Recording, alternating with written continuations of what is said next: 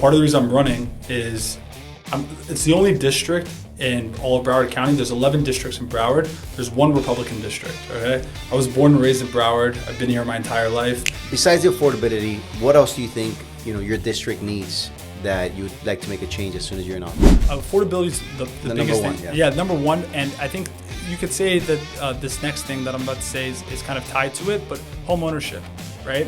And you have so many people. That's important. Yeah, and look, it's part of the American dream. Like, part of the reason why I'm running is, like, my parents came here and I saw them build their entire businesses from scratch, right?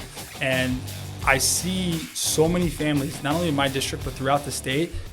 The Standard Podcast. Welcome to the podcast. Today we have a special guest, Yoni Anijar, attorney, captain, judge, advocate, running for District 100 in Broward, all the way from Fort Lauderdale to Deerfield. Yoni, welcome to the show, my friend. Thank you for having me, man. I appreciate it. Really excited, man. There's so much that to talk about here. First of all, you're running for District 100. Tell me the size of that district, population. Sure. Why are you running for this district? Yeah, so District 100 covers from Fort Lauderdale, Pompano, up to Lighthouse Point, and part of Deerfield Beach. So part of the reason I'm running is it's the only district in all of Broward County. There's 11 districts in Broward. There's one Republican district, okay? I was born and raised in Broward. I've been here my entire life. I'm getting married next month. Congratulations. Yeah, appreciate it. So, look, I have a vested interest in making sure that the one Republican seat remains in Republican control, so we can continue on the progress that Governor DeSantis has made, the incumbent that's in the race has made, and keep Florida, kind of solidify its position as the free state of Florida. And look, whether you live in Pompano or you live in Davie or Hollywood, outside of my district, if you need a Republican, a sympathetic ears further a Republican cause or a Republican mission, you're going to go to this person that's in the seat, right? Because that's your only really representation. And you think about it, we were talking about it before, Broward's the second largest county in Florida, and it's a sea of blue. All my buddies always say, the first one is Miami? Miami. Okay. So it's, all my buddies that live up north, they're like, oh, you live in the Mecca of Republican states of Florida. It's like, yeah, it's a Mecca, but you're talking about an ocean of blue. You live in Broward. There's no representation for Republicans really there. It's a rare breed of a Broward Republican. But so I'm doing everything I can to kind of retain. But it's also the biggest district in Broward. It's one of the biggest districts. So it covers Fort Lauderdale International Airport, the ports, where the Carnival Cruise Lines, a lot of them pull from. I mean, you have huge economic hubs. Broward Health covers all throughout the district. Why do you think Broward is so Democrat? Why do you think it's so blue?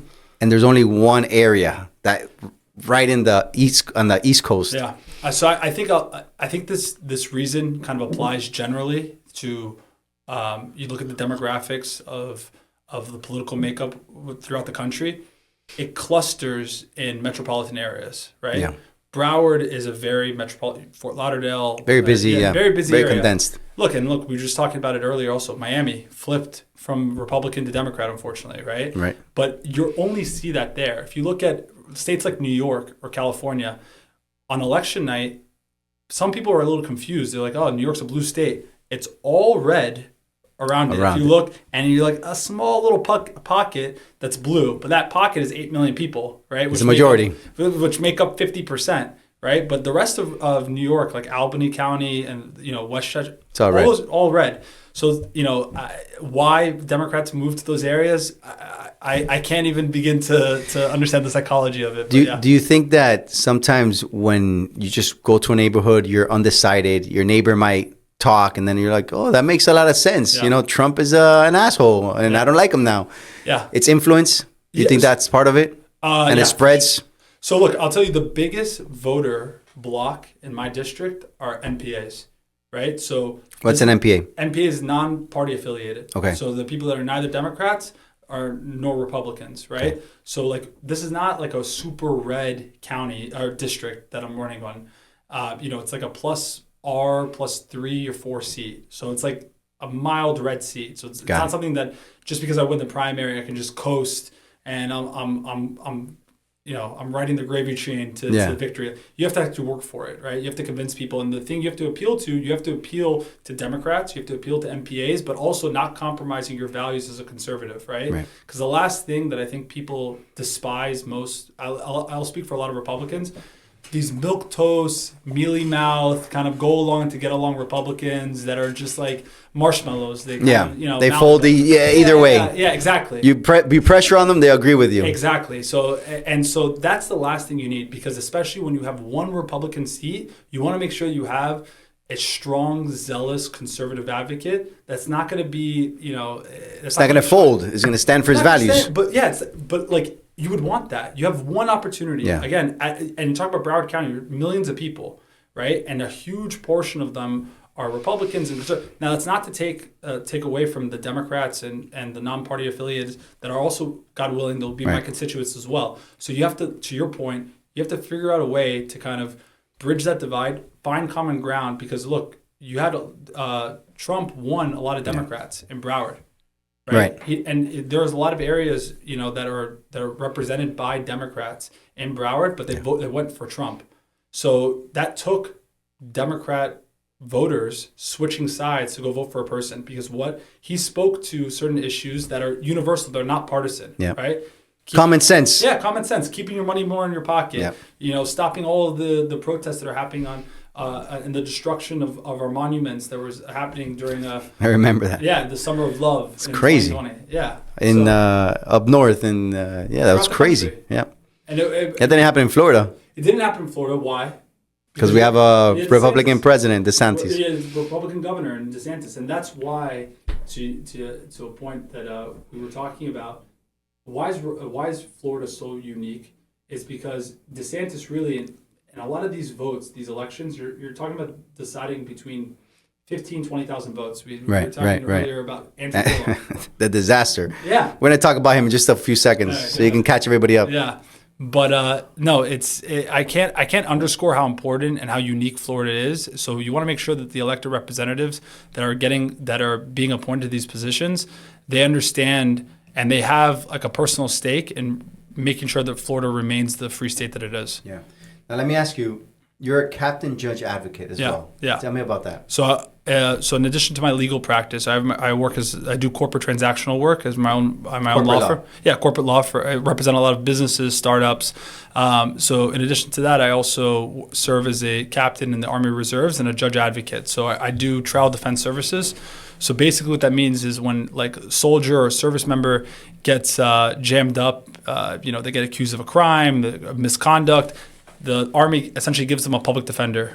That's You're me. the public defender. I'm the public defender. I'm the guy that has to go. Why you choose that? Why did I do that? Look, I'm a first generation American. My parents immigrated here 45 years ago.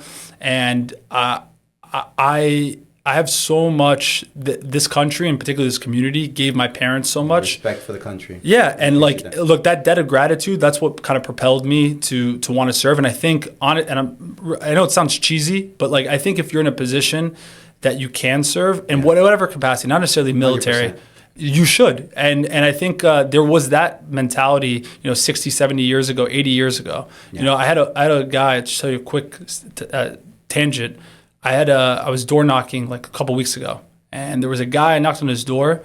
He was 98 years, he's turning 100 in 2 months, right? Wow.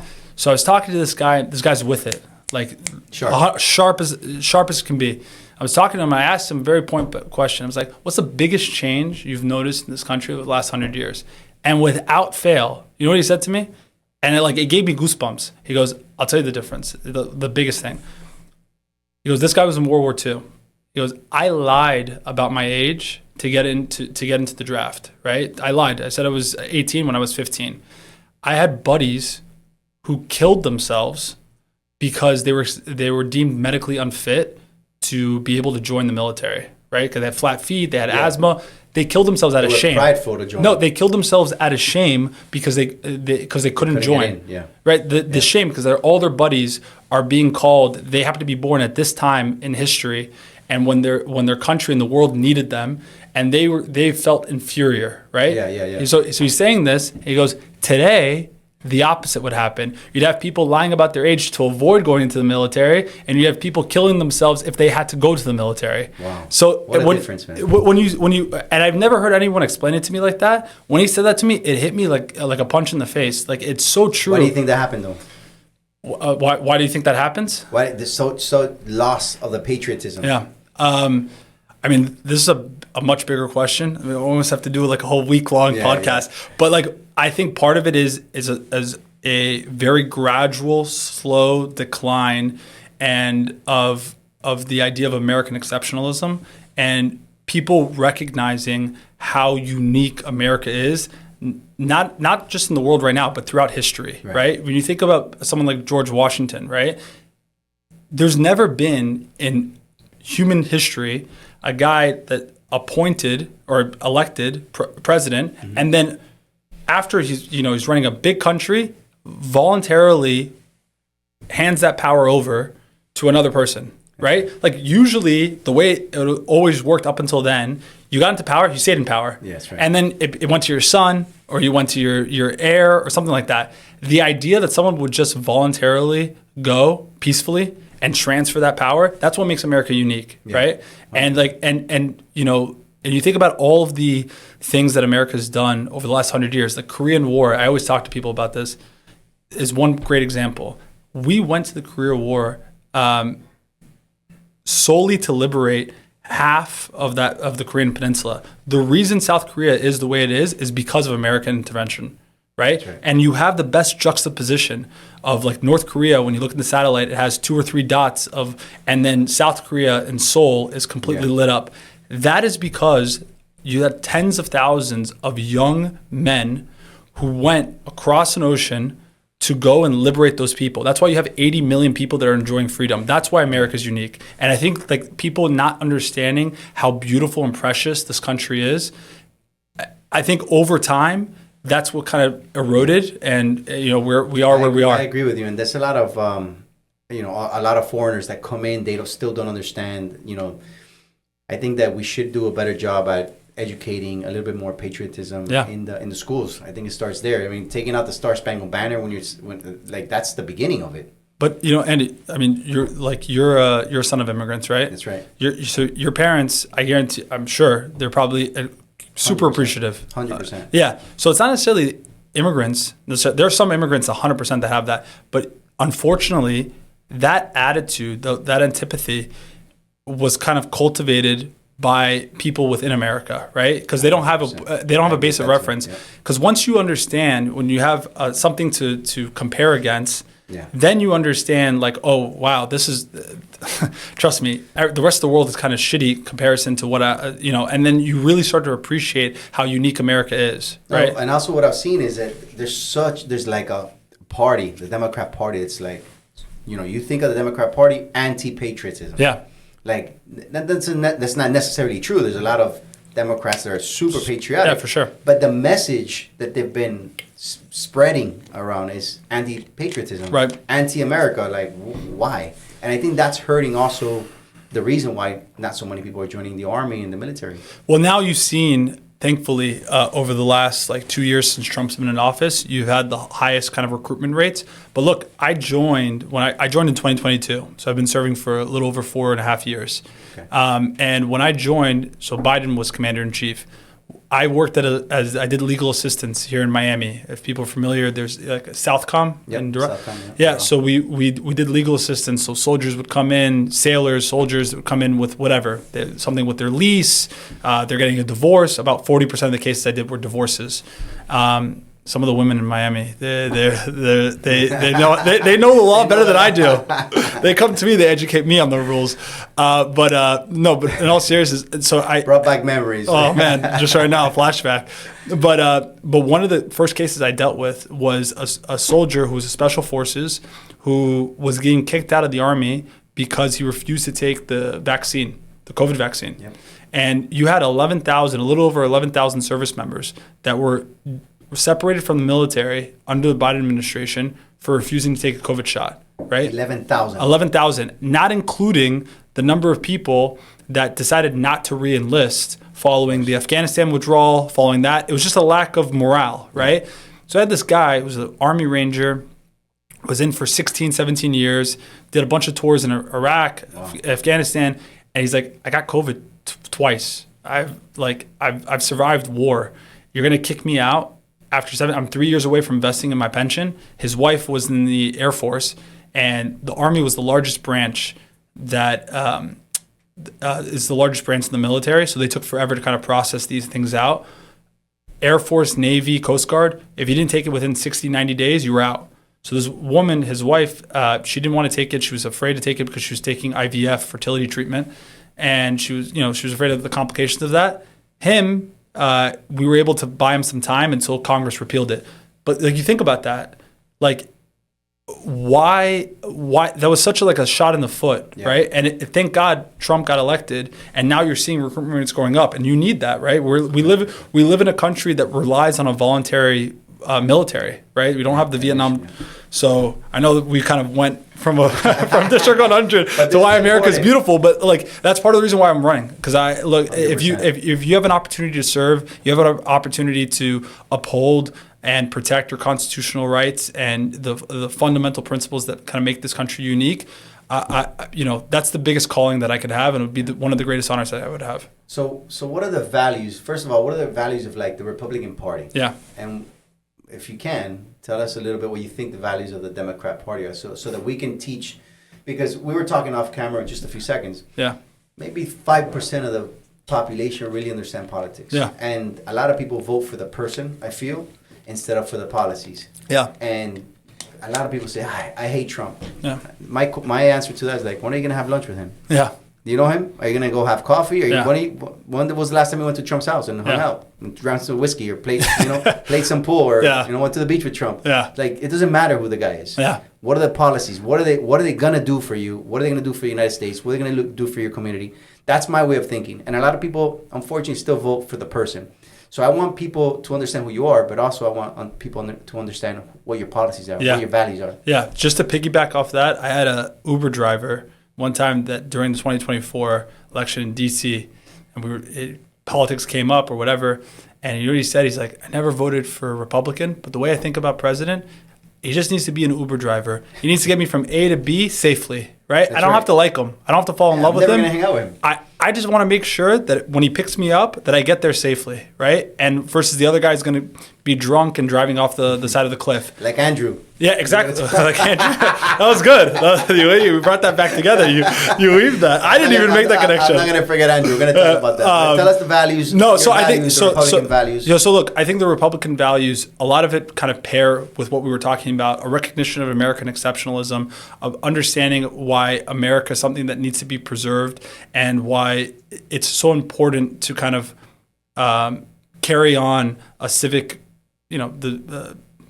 for people to understand the civic responsibility and to understand the history of America, and make sure that a lot of the constitutional rights and protections are upheld and are not infringed. And the idea of limited government, right, is just making sure that the government kind of gets out of the way and allows people to kind of live to their fullest potential. So I think that if you wanted to synthesize that to one core principle, I think that's the defining characteristic of the Republican Party. And you've seen that also with less government, more independence. And look, Trump is also more opportunity. Yeah, for sure. And the moment the government gets in the way, I think then the full measure, the full scope of human potential is fully reached. Whereas I think Democrats, and again, this is not, look, I'll say it point blank. When I was younger, I was a Democrat as well. So was I. Yeah. So I think, and Trump was too, Reagan was. A lot of people have that trajectory where some of the biggest conservative lions, Ronald Reagan was a Democrat until he was 60s. Trump was a Democrat 4 years before he became the Republican nominee for president. You know what it is? For me, it took a recognition kind of what, opening my eyes and realizing, wait a second, why should I feel ashamed of living in this country? Or a big thought or kind of values or ethos that kind of exists within the Democratic Party is, if you're strong, if you're rich, if you're successful, that somehow you did something wrong. Right. That and think people actually think that? I think a lot of people think that. Okay. I think that a lot of people, they view, if you look at and especially in foreign policy, but oh, America, this big, bad, imperial force. Money is evil. Yeah, exactly. No, but the idea is that if you have a strong party versus a weak party, that the strong party inevitably is the evil one, and the weak one is the one that's good and moral, right? But you see a lot of times that's not the case, right? You can look at an example like the war in Israel and Gaza right now. Yep. That doesn't necessarily negate. You have a very small contingent of like Hamas. Yeah, they're weak in comparison to Israel, but I don't think people still vote for the underdog, right? Yeah, but I'm telling you, I think there's that thought that's permeating throughout a lot of people in the Democratic, and you hear it in their policies too, right? Yeah. That just the underdog, or the idea of the underdog, is must mean if you're successful, if you're wealthy, if you're doing well, it must mean that you did so at the expense of someone else, right? And or the idea that if you are successful, and let's say you didn't overcome, or you didn't do it at the expense of someone else, you did it because of government, right? The government, like, I don't know if you remember, you. Yeah, if you remember back in like 2012, you didn't build that. Obama was very famous. It was a very famous line where he's like, he was trying to advocate for a tax increase, and he's like, I hear from a lot of businesses all the time that, I did this and I did this. You didn't build that. The government built that. And I think there's that there. It's like almost like the government wants to take responsibility for all the successes, but none of the failures, right? So I do think there's a sense that a lot of the problems or the social ills facing society need to be handled, or should be handled, by the government as opposed to private enterprise. So I think that's a defining characteristic between 100%. The two parties. 100%. And for the Republican Party versus the Democrat Party, what are the values of the Democrat Party? Yeah, so like I said, I think that's a big one, right? The idea that a lot of the social ills facing society should be delegated to the government to deal with. And I see. Yeah. So, and look, if you think about it like this, 60, 70 years ago, when you had a problem in this country, the first thing that you did, you went to your church, your community. Then if you didn't go there, you went to the city or municipal level. Then if you weren't able to solve it, you went to the state. Then if you're not, and then eventually you went to the federal government. Today it's reverse, right? Now you go to the federal government first, then you work your way down. Why? Because you have a huge family unit. People have a lack of faith and community and a sense of purpose. Because that's the first. So you go to welfare and then figure out from there all the way down. When a lot of the problems could be addressed. I mean, think about it. If people ask themselves right now, if I had an immediate problem, right, who's the first person I'm going to call? Is it going to be the Social Security services or the welfare office? No, most people say my mom, my dad, my brother, my friend, something, immediate. My rabbi, my priest, whoever, right? You're going to go to the people in your community nearest to you. And then you kind of work your way up depending on the scope of the problem. But now it's kind of like ass backwards, right? And so I think that Democrats have really kind of, for the last 50 years, have set things in motion to allow for that dynamic to be in place. And now just want to further solidify it as no. The first turn that you go to is the federal government, right? For help, and you think why? Because the more reliant you are, the more you're willing to accept whatever else they're going to feed you. And like, I'm sure we'll get into it, but like COVID was the best kind of window into a lot of Democrats' minds and how they would really want to govern if they had the ability to do so, right? It was the best pretext. Rules. The government says. Yeah, all you needed was the right pretext to be able to implement that, and then you'll see. They almost got away with it. Exactly. Almost got away with your friend with Andrew. Tell me about Andrew. I mean, this guy was almost governor of Florida. Yeah. He was 18,000 votes, which is nothing. Nothing. So, in Florida, where we have 23 million people in Florida. Yeah. 18,000 votes. He was almost governor. 20,000, something like that. 20,000. A few days later, a few months later, after he loses the race, thank God, he gets caught in a hotel with a couple of dudes naked with some crack, methamphetamine, something like that. Just another Wednesday. Another Wednesday for him. Yeah. Like, this is crazy. He just got arrested last week. Yeah, but look, this is not. I promise you. Like, I have a general rule. It's never good to kind of like point down to someone who's struggling and whatever. But I bring up this story just to highlight the importance of elections and understanding who you're voting for. Understanding really who understanding, dude. You're ex-military. You're an attorney. You have family. Current military. Current military. Current military. That's the difference. The big difference. You're a family member. You're about to get married. Yeah. Like, you're a family man. Yeah. This is important. Yeah. Because the values are there. Yeah, but that election in particular, people forget where we started with DeSantis, right? Like, now, I knock on doors. DeSantis is the guy that everyone like praises, and rightfully so, right? He's really kind of helped solidify Florida in the stature that it is. 100%. So, but people forget where this happened, right? And this kind of underscores to the race I'm running in right now. But in 2018, DeSantis was running against the mayor of Tallahassee. It was Andrew Gillum, and he's running against him, and it was a very, very close race. And like I said, it was like 20,000, something around there, a rounding error, okay? And then to think, a year and a half after the election, what happens in this country? COVID. Yep.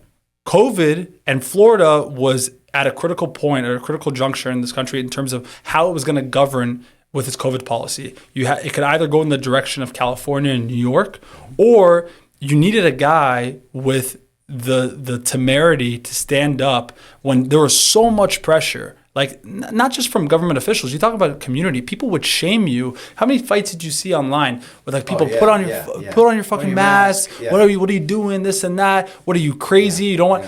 And to think that he was getting that on like the 100th degree, like take whatever you're talking. And because Florida was like, oh my God, DeSantis is killing old people. All these people. I can't believe he's doing this. He's keeping people in their nurse. Where in reality it was all projection. The people that they were amping up, like people like Cuomo, people like Newsom, you see him at the French Laundry right in the middle of COVID after he tells everyone to stay in. Nancy Pelosi at a day or hairdresser. Hairdressers. Yeah. By the way, those things, I tell people all the time, you want to know why it's important to vote? COVID. COVID was because again, I go back to it. When the government has the ability to execute or to control you, when the government has the and they could do it under the pretext of public health, because what are you going to do? I'm looking out for you. I'm making sure that you don't die, right? So don't question my discretion. Don't question my judgment. I'm looking out for people to save people's lives. But then it was a window into a lot of politicians' souls, so that people that were calling Trump a fascist, right, and a dictator, if he wanted to be a dictator. Think about it. Shut the whole country down. Shut the whole country down. And if anything, he was being called a fascist for wanting to open the country back up again. I've never met a guy, there's no fascist leader throughout history that wants you to have guns and stop the government from the entire economy from being closed. He was like, "Oh, you wanna have you're in the pocket of the NRA. You want to expand people's constitutional rights to right to bear arms." And at the same time, like it's just like it's ass backwards, right? And but yeah, no. So DeSantis was able to prevail that, and because of that, people like my parents. My parents they're small business owners. They owned t-shirt shops on the boardwalk. My brother and I grew up working our entire lives, and up until when I started law school, my brother started medical school. We were working at my parents' souvenir shops. My dad.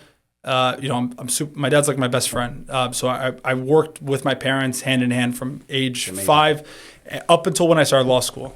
And I still worked. I'm probably the most overly qualified t-shirt maker at Hollywood Beach. 100%. I'm a victim of child labor laws. Shout out to your dad's store. My dad, 100%. Hollywood style. You go to Hollywood Beach, you check them out, and you just drop my name, you'll get a free Trump shirt. Free Trump shirt. Yeah, exactly. No, but like at the time during COVID, like he never not worked. He's 71. He's never not worked, and he was going stir crazy for 2 months, right? And him and his friends, they were naturalized U.S. citizens for 45 years. They never voted in an election. They never thought politics really mattered. But until they started hearing like, oh, how are their friends in Venice Beach in California doing? How are their friends in New York and Cuomo doing?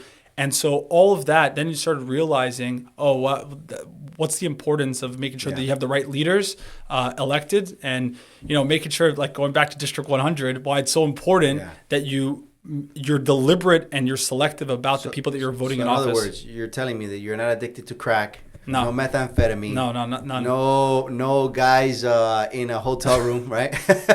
You're good. You passed the test. I guarantee. If that's by the way, we should have a little bit of a higher barrier of entry. Other than that, that's the bare minimum. Okay. Well, guys, we'll be right back after these commercials. We'll be right back. Thanks. Welcome back, everybody. The podcast, The Standard. Here with Yoni Anijar. good friend, running for District 100 is an attorney, running for District 100 in Broward County for state House of Representative. Yeah. Well, if you haven't been here in the last half hour, we just dropped a few bombs on who Yoni is, what he stands for, what are the values, the Republican values versus the Democrat values. That was very interesting. Thank you, Yoni, for sharing those things with us. Thank you. But, there's so much to talk about. I mean, everything that's going on in Florida, you're running for House in Florida. What's going on with the property taxes? Is this rule that DeSantis is going to pass? Yeah, so right now, so people understand, there was, DeSantis was trying to eliminate property taxes on homesteaded properties, okay? Which I think is a great idea, by the way. It's a great idea because if you think about it. You got one property that you're exempt from. That's it. But there's no asset class that you buy that you continue paying taxes on for the entirety of the ownership. You buy a car, you pay taxes on it once. Yeah. You buy anything, you pay tax on it once. For some reason, your home is the one thing that you continue paying taxes on until you die, right? And people should understand too, only 30% of all the property taxes paid in this country and in this state come from homesteaded properties. The other 70% of property taxes are secondary homes or investment properties. So you're talking about a very small, shopping centers pay a lot of property tax. Yeah, but I'm talking about families, like single family homes. They only make up 30% of the portion of property taxes paid in this country, in the state. So what DeSantis had implemented, and it's going to be on the ballot in November, as long as it passes by 60%, which I think it will, is he's going to increase the homestead exemption from $50,000 to $150,000, and eventually it graduates to like $250,000. And the idea, over a few years, it's hopefully there's going to be enough appetite and enough kind of desire from the people and demand it from their leaders to completely eliminate property tax on homesteaded properties in the state of Florida. And so, God willing, it gets through. And I think it's a step in the right direction because I think I'm in favor of a total elimination of property taxes for homesteaded. I think especially now when affordability is the number one issue facing voters. And we were talking about it a second ago. I was door knocking all weekend this past weekend. I was there from 11 to 7 yesterday. And I had one guy that I spoke to that knocked on his door. And he's like, look, yeah, the property tax is great, but the biggest thing is property insurance. He goes, it's more expensive. Another scam. Yeah, think about it. Most people, you only need property insurance because if you have a mortgage, right? Yeah. And prior to that, if you own a property outright, theoretically you don't need. If you're risk averse, you'll get property insurance. But the reason people have it is because now it's a requirement to have so, right? And there's a longer story about that. In the last 60 years, 70 years, the mortgage industry wasn't really a thing 70, 80 years ago. And then it kind of grew in tandem with it, right? Because, when you have another vertical to sell in addition to mortgages, insurance. But people's insurance, in the last 5 years, it's gone up over 200%. 200%. And they blame it on the hurricanes. They blame it on the hurricanes. I mean, it has some variable, but it's not. Sure, but so going to that issue about what are some other ways to kind of address affordability. So property tax is definitely one. Property insurance, you had a tort reform bill that was passed 2 or 3 years ago that the aim of it was to address frivolous lawsuits that were driving up. Yeah, DeSantis actually approved the first party attorney fees, which was a disaster. Yeah, in my opinion. By the way, I agree with you. And I think a lot, and this is not a popular position in Tallahassee, but a lot of people don't understand it still. I feel like a lot of politicians still don't understand what they voted for. Yeah. Or didn't vote for it. Some of them weren't even there. Yeah. No, look, a lot of people voted for it. And by the way, I'm the first one to say if something's working or whatever, be objective. And I have the self-awareness to admit when I'm wrong. And, so I could be proven wrong about this. But right now, to your point, and I'm very impressed because most people don't. But you might be have enough friends or whatever that are in this space. But prior to the tort reform bill, if you had a claim on your property, let's say you had a $5,000 or $20,000 insurance claim on your roof, and the insurance company only wanted to pay $5,000, or didn't want to pay at all. Didn't want to pay at all, you would sue them, right? Yep. And as long as you prevailed on the merits, so meaning it's not frivolous because that's a talking point people say. If you prevailed on the merits and you won at least $1, right, the other side would have to pay your attorney fees. Now, why is that important? It's not just to enrich attorneys. What it was done is to create an inherent incentive for insurance companies to behave. Right? But now you get rid of that. So if you have a $20,000 insurance claim on your roof, and the insurance company wants to pay you $5,000, and you're like, no, I need more, kick rocks, because now you have to go pay for an attorney out of pocket. And essentially, they have you by the balls, right? Yeah, yeah. And they have the ultimate leverage to They'll pay whatever they want, whatever they don't want to pay, they don't have to pay. Look, and I get it. You have to make some compromises here, and I'm not decrying, a lot of Republican leaders that voted for it. And by the way, there are a lot of bad actors in my industry, but the idea that the silver bullet to addressing insurance was frivolous lawsuits and lawyers. At the end of the day, lawyers are not this autonomous group. Right. They file on behalf of people that are affected by it. Of the people. Of the people. So, like, again, this is not like me trying to glaze all attorneys, but like they are kind of like put into this category. Oh my God, these lawyers, these trial lawyers. I have a candidate in my race that he focuses on that. What he's really saying, though, when he says all that, it's just not palatable to say. It's like, no, you greedy homeowner. Why don't you just shut up and take whatever they're taking? Take the loss. Stop complaining, okay? Yeah. Just take it and be done with it. Look, a statistic that people should be aware of. Prior to the tort reform bill, 40% of all insurance claims, of property insurance claims, were settled in Florida without any payment, right? 40%. 40%. So it means that when you filed a claim, it resulted in no money being paid. Today, it's 47%, 46, 47%. So that's, again, are there some kind of nuggets within the law that might prove to be fruitful? Probably. And look, you've seen, I think a lot of people have said, DeSantis, to his credit, you've seen some new carriers come into the state, and some, the premiums have gone down a little bit. I talk to people, and it's a negligible amount, minimal amount so far. $200 maybe. Maybe. Again, I think DeSantis' heart was in the right place, but I think the other part of it is you have to address a huge problem in this state, which is fraud. You have $15 to $20 billion conservatively of fraud that's committed there, and all that fraud gets absorbed by homeowners in the form of higher premiums, right? And what I would want to do is I would want to give as many resources to local law enforcement to have dedicated units within their departments, a BSO, Miami Sheriff's Office, that investigates solely insurance fraud. 100%.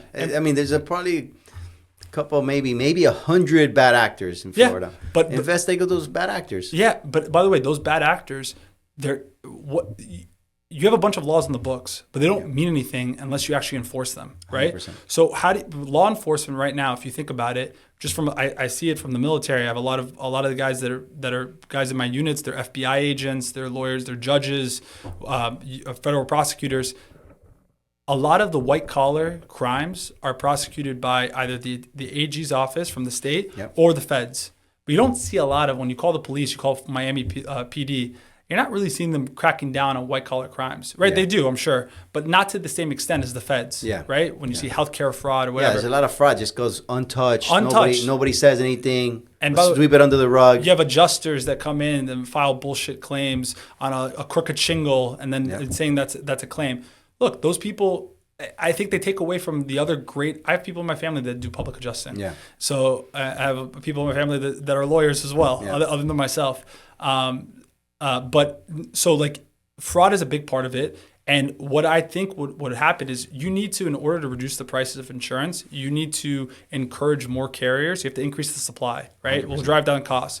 So right now we don't have enough insurance carriers in the state. To compete against each other, drive down the price. Exactly. So how do we encourage more people, more carriers to come in? I think one part of it is you create a legislative environment that reassures these carriers that, hey, listen, when you come here and you underwrite policies and use these policies, when people are doing shitty things, right? When people are committing fraud, you could rest assured that we're going to hold them accountable. Because that makes a business owner, the insurance companies or businesses. They don't want to come in if... They won't come, the same reason that a huge investor is not going to go and buy and open up a Walmart in Baltimore or in Minneapolis or in Minnesota, because it's going to get completely ransacked, the next protest, or in Chicago. The same way that insurance companies, again, insurance companies make a lot of money. Yeah. This is not poor insurance companies playing a little violin for them. But I think generally, though, not just for insurance, for businesses generally, they should know that when they come to Florida and you have people that are committing and taking advantage of consumers, that they're going to be held to the fullest extent of the law. And unfortunately, a lot of that law enforcement happens At the going feds, back to, like you said. at the local level, right? It Should happen. Should happen at the local I see level, what you're right? saying. The ball gets dropped. You have like laws that get passed from the state by Republicans, signed into law by DeSantis. Now they apply across the entire state, but you need local municipalities, mayors, commissioners. In Broward, a blue district, they just like turn the blind eye, right? So how do you encourage, or how do you require a lot of these local municipalities to enforce the laws that are on the books, right? And so that's a big part of it. And then the other thing that I think would help address property insurance is reinsurance.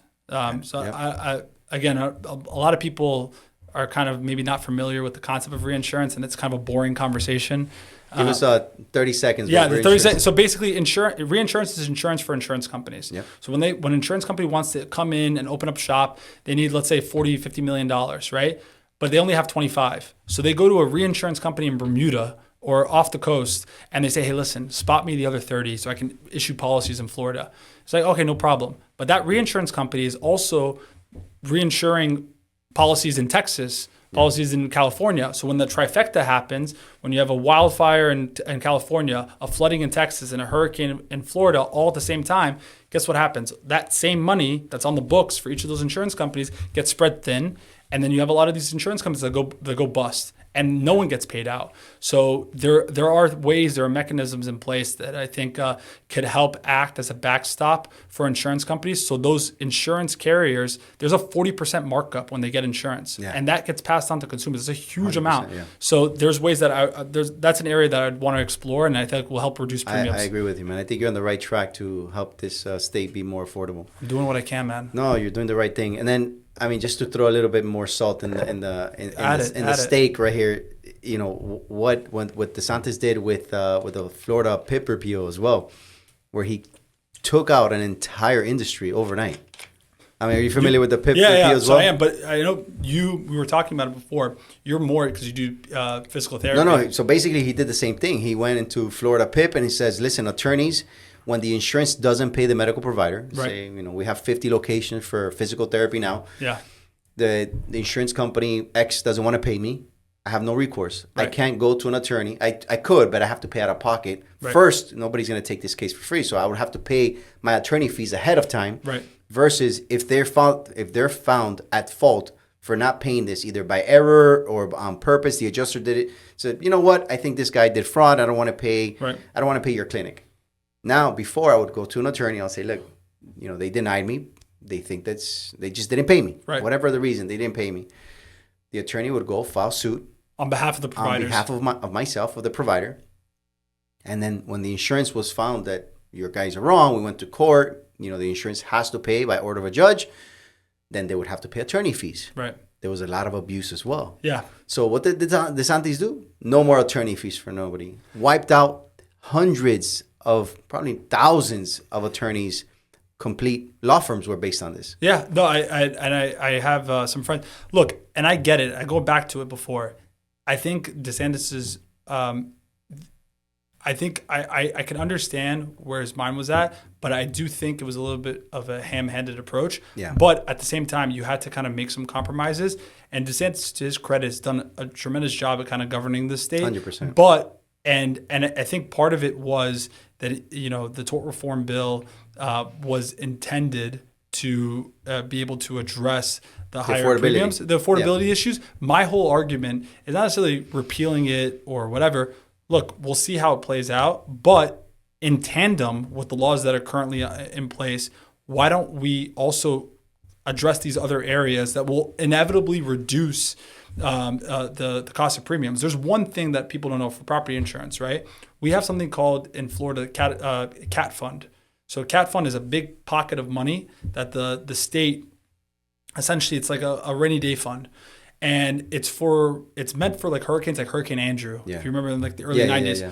So like when we have a surplus right now. We have a surplus. So what we could do is lower the threshold for when those claims get paid out And then that could act as a backstop for a lot of insurance companies. So rather than relying on reinsurance from Bermuda, we become the reinsurance. Exactly. So that's one thing I want to explore. And look, we'll see how much that's going to result in a reduction in premiums. And I don't think that's a partisan issue. I think there's going to have like even some Democrats or and independents, they can understand that. 100%. Like, and if Florida becomes the reinsurance company, just like, now the government's going to own part of OpenAI or what was it? Anthropic. Yeah.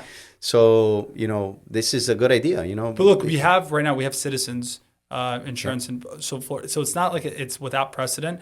And I'm not saying that Florida should be the only kind of solution, but I think Florida should, be able to leverage its position as one of the largest insurance markets in the country, and be able to exercise that leverage with insurance companies and be like, listen, guys, what do you guys need? Yeah. But at the same time, you don't come here and issue policies and then leave homeowners stranded when they look. So many people, they're homeowners and they've had their home for 30 years, never made a claim once, but their insurance premiums go up continually, and it's like, what the hell? Like, pipe breaks and then you can make a claim. Yeah. By the way, it's not even worth it, because if they do make a claim, then their premium is definitely going to go up the next day.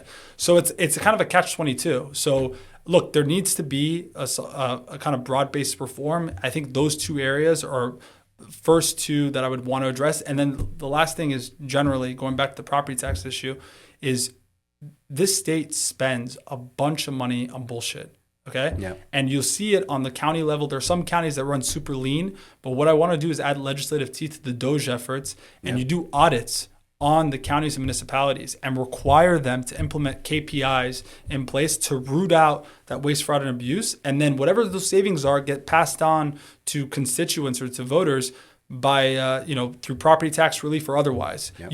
Your job as your representative is to make sure that you pay as little as you can in taxes, and then whatever you do pay in taxes, your representative's job is to go to Tallahassee and bring that money back to the county and invest it in the community, better schools, better parks, better roads, whatever the case is. Better salaries for teachers. Yeah, exactly.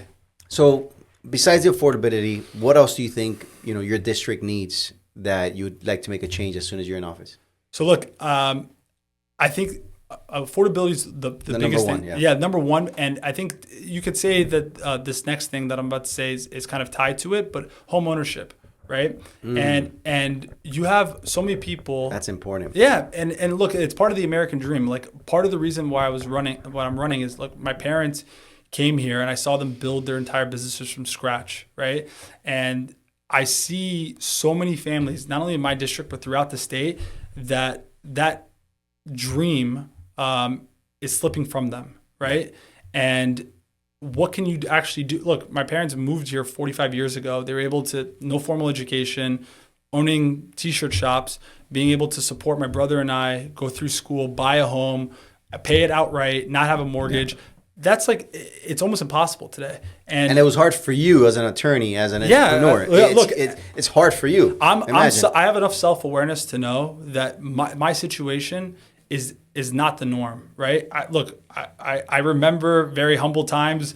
Literally, we had an apartment in the back of our t-shirt shop, that I would work in 12, 14-hour days. So I know what it's like. Humble beginnings. I was never lacking anything. Thank God, my parents always provided for my brother and I. But I know the value of a dollar. Trust me, I work my ass off, and I work incredibly hard, and I respect money in that sense. Yeah. And for me, my view is, I think the taxpayer is a better steward of their money than the government is. 100%. So I want to do everything I can to carry that ethos forward, right? To empower, to spare taxpayers of their hardworking dollars that anyways are going to go to a blunder on the city or local level. But home ownership 30 years ago, and you had the median home price was about 1.5 times the median salary, right? Okay. Today, it's 8 times the median salary. So just think about that. Like, you have to make 8 times whatever the median salary in this country in order to be able to buy a home, right? Wow.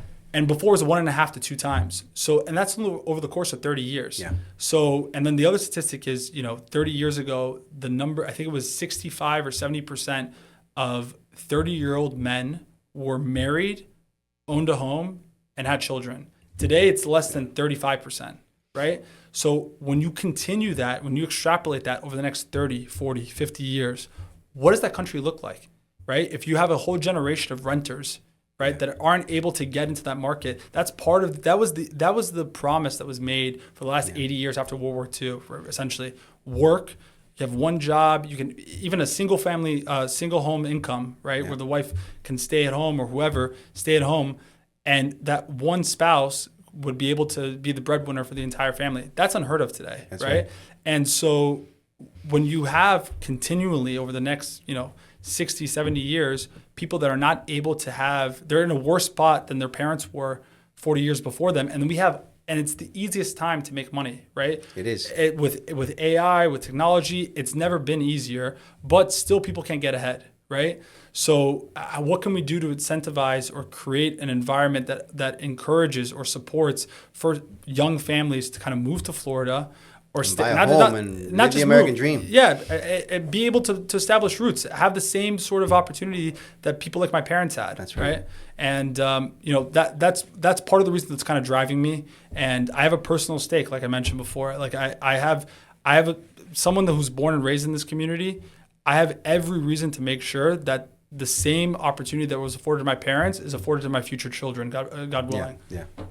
Wow, man, that's an incredible thing. You're right. Not enough people are buying homes at this time. That is, but there's also it's very hard to qualify to buy a home right now. Well, that's another issue. I mean, even if you had the money, you have to go through loops and bounds to buy a home, which is fine because it avoids the whole 2008 catastrophe that happened.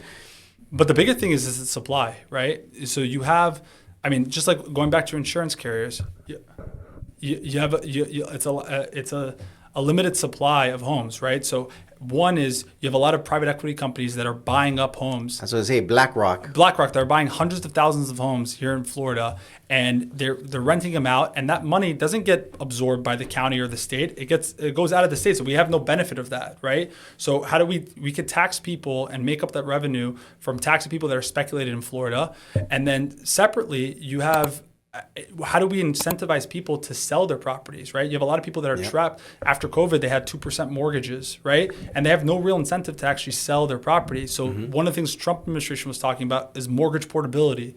It's having that mortgage kind of move over to your new property so you can lock in that rate. You don't 100%. Lose that. That would be a great idea. Yeah. So look, that's on a federal level, but there's definitely ways that I can, as a state partner, you could work with the administration to kind of carry that forward. And I think all of those conditions would kind of make the home market a little bit more affordable and lower the barrier of entry for people to enter into. Well, Yoni, man, thank you for giving us so much input into your mindset and into your personality and to who you really are. Because, we always say, look, there's two things in politics: who the person is and what they stand for, what their policies are, what they want to do in this life. And I appreciate you giving me this time to understand, number one, who you are, who you really are. We've talked off camera for a while.